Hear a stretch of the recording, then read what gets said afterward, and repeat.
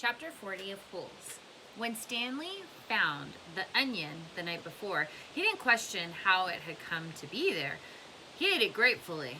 But now, as he sat gazing at Big Thumb and the meadow full of flowers, he couldn't help but wonder about it. If there was one wild onion, there could be more. He intertwined his fingers and tried to rub out the pain. Then he bent down and dug up another flower, this time pulling up the entire plant, including the root. Onions! Fresh, hot, sweet onions, Sam called as Mary Lou pulled the cart down Main Street. 8 cents a dozen. It was a beautiful spring morning. The sky was painted blue and pink, the same color as the lake and the peach trees along its shore. Miss Gladys Tennyson was wearing just her nightgown and robe as she came running down the street after Sam. Miss Tennyson was normally a very proper woman who never went out in public without dressing up in fine clothes and a hat, so it was quite surprising to the people of Green Lake to see her running past them. "Sam!" she shouted. "Whoa, Mary Lou," said Sam, stopping his mule and cart. "Good morning, Miss Tennyson," he said. "How's little Becca doing?" Gladys Tennyson was all smiles. "I think she's going to be all right. The fever broke about an hour ago, thanks to you. I'm sure the good Lord and Doc Hawthorne deserve most of the credit." "The good Lord, yes," agreed Miss Tennyson, "but not Dr. Hawthorne. That quack wanted to put leeches on her stomach. Leeches, my word! He said they would suck out the bad blood.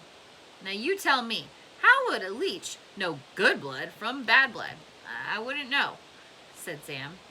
"It was your onion tonic," said Miss Tennyson. "That's what saved her." Other townspeople made their way to the cart. "Good morning, Gladys," said Hattie Parker. "Don't you look lovely this morning?" Several people snickered. "Good morning, Hattie," Miss Tennyson replied. "Does your husband know you're parading around about in your bedclothes?" Hattie asked. There were more snickers. "My husband knows exactly where I am and how I'm dressed, thank you," said Miss Tennyson. "We have both been up all night and half the morning with Rebecca. She almost died from stomach sickness. It seems she ate some bad meat." Hattie's face flushed. Her husband, Jim Parker, was the butcher. "It made my husband and me sick as well," said Miss Tennyson, "but it nearly killed Becca." "What with her being so young, Sam saved her life. It wasn't me. It was the onions."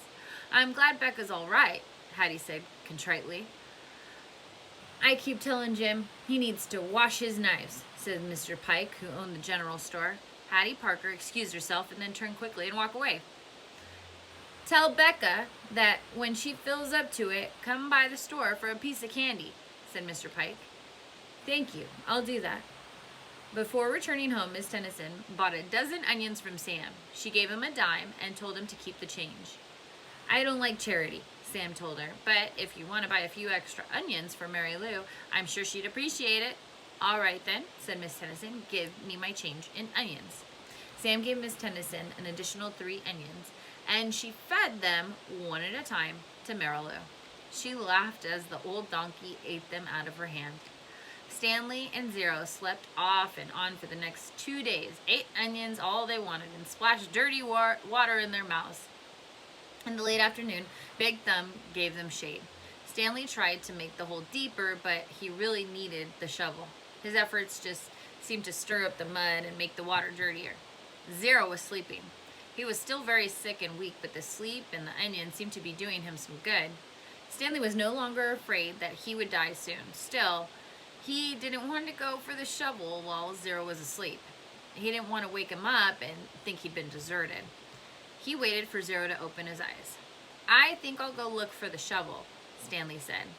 "I'll wait here," Zero said feebly, as if he had another choice. Stanley headed down the mountain. The sleep and the onions had done him a lot of good as well.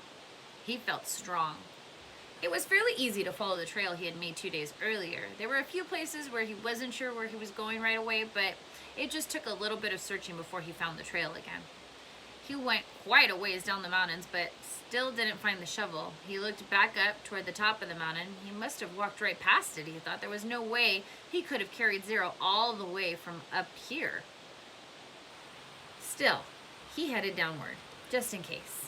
He came to a bare spot between 2 large patches of weeds and sat down to rest. Now he had definitely gone too far, he decided. He was tired out from walking down the hill. It would have been impossible to have carried Zero up the hill from here, especially after walking all day with no food or water. The shovel must be buried in some weeds. Before starting back up, he took one last look around in all directions. He saw a large indentation in the weeds, a little further down the mountain. It didn't seem likely that the shovel could be there, but he'd already come this far. There, lying in some tall weeds, he found the shovel and a sack of jars. He was amazed.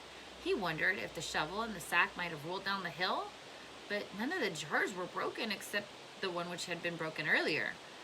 And if they rolled down the hill, it was doubtful that he would have found the sack and the shovel side by side. On his way back up the mountain, Stanley had to sit down and rest several times. It was a long, hard climb.